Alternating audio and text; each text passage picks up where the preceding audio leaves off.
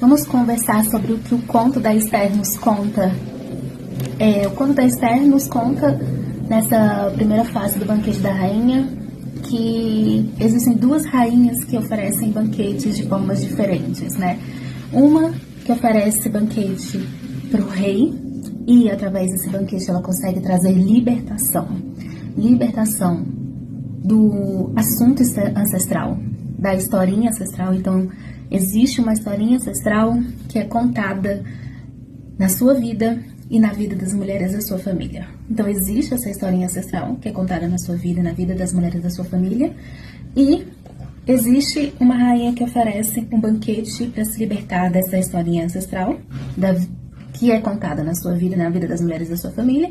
E existe uma rainha que oferece um banquete que alimenta essa historinha. A Vashti e a Esther. Quem dessa sua... Então, a nossa conversa hoje é a seguinte: quem é que eu sou na fila do pão? Quem eu sou na fila do pão e quem eu vou decidir ser nos próximos dias? Uma rainha que oferece um banquete que gera vida para os homens e para as mulheres da minha família? Ou uma rainha que gera um banquete que gera... Ou uma rainha que oferece um banquete que gera morte para mim, para minha vida e também para a vida de todas as mulheres, homens e mulheres da minha família? Porque quando Vashti foi destituída, ela perdeu o lugar de rainha.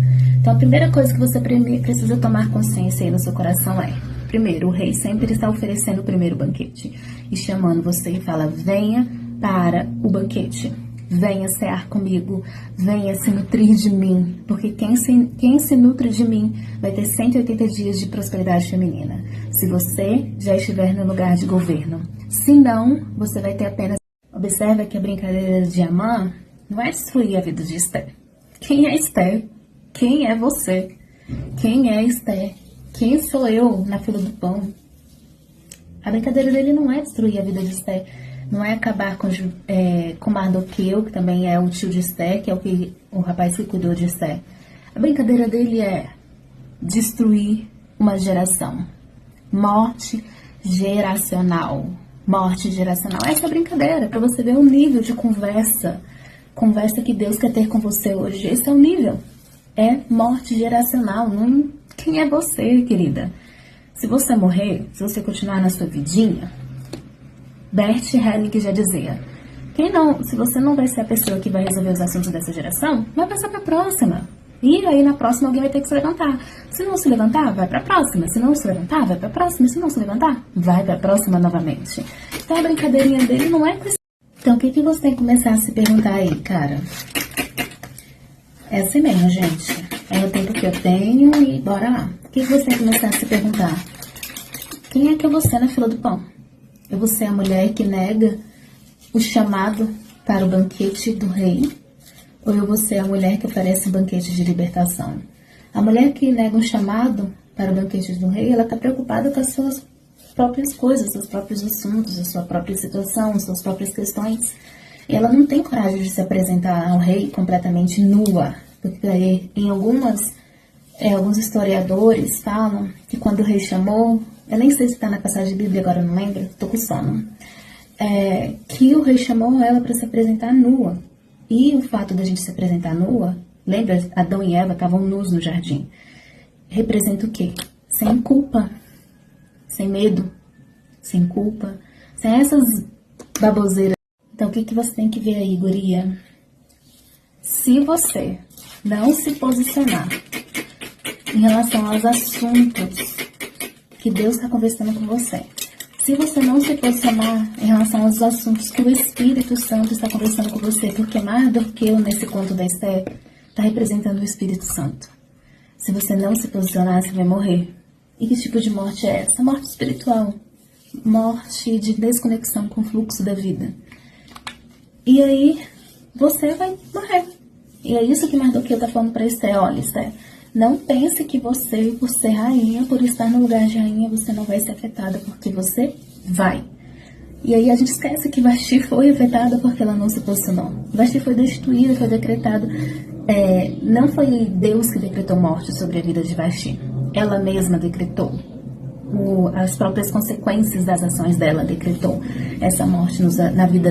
E aí ela fala, olha, eu não quero nada no primeiro momento, mas eu quero te oferecer um banquete. Eu quero te oferecer um banquete. E ela oferece o que ela tem. E o que ela tem era a medida dela. Assim como você precisa oferecer o que você tem. Como assim oferecer o que eu tenho? Deus, ele se dispensa ao homem, que é o que nós chamamos de economia de Deus. Deus manda o seu espírito para habitar no nosso espírito e conversar com o nosso espírito, porque ele quer experienciar. Ele quer experienciar essa vida junto com a gente. Ele quer experienciar, ele quer ter experiências nessa vida junto com a gente, sabe? Como assim, Namar? É o que nós chamamos de o homem tripartido, né? Ou a economia de Deus, que é Deus se dispensando para o homem. Deus está criando... Deus também está tendo experiências aqui. E agora o meu banquete foi dado dentro da minha personalidade. Isso foi o banquete que eu tinha para oferecer para o pai. Um posicionamento, sabe? Eu conversei com meu marido e falei assim, olha, amor, vamos nos posicionar. Porque eu tô muito cansada. De verdade, assim, tô muito, muito cansada com a historinha da minha família, sabe? A historinha da minha família que se repete sempre é quando a gente tá perto de ultrapassar um patamar financeiro, quando a gente tá perto de prosperar, de crescer, alguma coisa acontece, sabe? E derruba a gente, e me derruba. Me derruba de tal forma que eu fico, assim, muito, muito, muito mal. Sempre, guria, sempre, sempre, sempre, quando eu ia ultrapassar um patamar financeiro, quando parecia que as coisas iam, sabe? Quando eu ia ter um decreto de vitória sobre a minha vida, toda hora acontecia alguma coisa, uma notificação extrajudicial, um acidente, alguém ficava doente, sabe? Alguma coisinha, velho. E eu voltava para o mesmo lugar, ou voltava para um lugar pior do que eu já estava acostumada.